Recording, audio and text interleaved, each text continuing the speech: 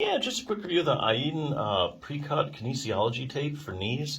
Kinesiology tape, or KT tape, is what a lot of people call it for short. So this is made specifically for people that are having some kind of knee problem or having knee pain. And the idea is that you put the tape on and it supports the joint and the surrounding soft tissues like the muscles. And that way your knee has a chance to rest, recover. It doesn't get so overstressed as you do things. So a few points about this particular tape. It's made of 95% cotton, which is good because cotton agrees with most people's skin. It does have 5% spandex in it, so it also does stretch as well, which is probably good because you wouldn't want to put regular tape on like duct tape because that won't really flex with your knee. Now you don't want anything that's super flexible either, because what's the point? It's not going to support your knee if it's super flexible, but a little bit of give is actually good, so that way you can go ahead and move your knee a certain amount. It is waterproof, so know that. So if you're going to go swimming, you can, if you have knee pain, you can go ahead and put it on. Sweat-proof as well.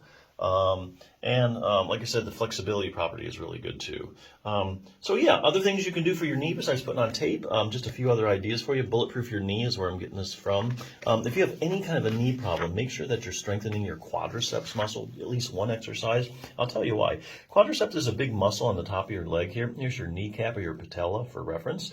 This is the big stabilizing muscle of your knee joint. It's made up of 4 individual muscles, but collectively it's called the quadriceps or the quads.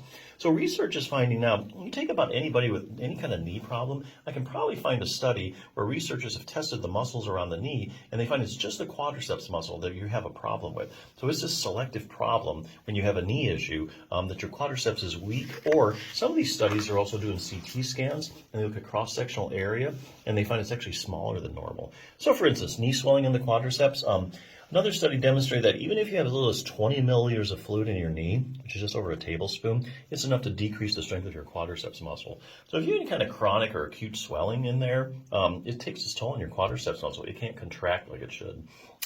Knee injuries in the quadriceps. Here again, people that have maybe had fractured your tibia, your lower leg bone. If you've had any prior surgery, they've opened up your knee. Researchers find that you have quadriceps weakness. Ligament problems in the quads. Anterior cruciate ligament, also known as the ACL. You've heard of football players tearing their ACL. So look at this. One study looked at people who have completely ruptured their ACL. Researchers found the strength of their quadriceps muscle in the injured leg was decreased by 25 to 30%. So you take a big stabilizing muscle of your knee and you take its strength down 25 to over a quarter of its strength. It's going to be hard to get better, get back to normal and pain-free if you don't get that strength back. Same thing with the posterior cruciate ligament, medial collateral ligament. Knee pain, when they find people have knee pain, the quadriceps muscle doesn't contract like it should. Knee arthritis in the quadriceps. So that's a good one. So if you take a bunch of people with knee arthritis, or let's say just Google knee arthritis and quadriceps strength, and you'll find just practically every study shows the same thing. People with knee arthritis have weak quads. Like their hamstrings are fine. It's just their quadriceps muscle has a lot of weakness. Likewise, there actually are a lot of randomized controlled trials showing that if you take a bunch of people with knee arthritis and you strengthen just their quadriceps, that their knee pain starts to go away.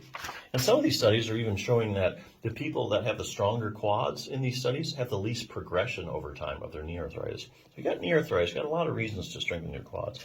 Patellofemoral pain syndrome, and this goes on and on. So any kind of knee problem, even if it's just non-specific knee pain, make sure you're doing at least one exercise for your quads. Fine-tune control over your knee. Here we're talking about the hip muscles. Occasionally, you have a lot of really bad knee pain, but there's nothing wrong with your knee at all. It's actually, the problem's all up at the hip. Classic case is iliotibial band syndrome. If you take a bunch of people with iliotibial band syndrome and you test their hip abductors, or actually you test all their hip muscles, you find just their hip abductors are weak. None of the others have this profound weakness. And it helps keep your pelvis level every time you take a step, and your hip abductors also bring your leg out to the side. So here again, randomized controlled trials showing if you take people with iliotibial band syndrome and you strengthen just their hip abductors, that the iliotibial band syndrome starts to go away. So that's interesting.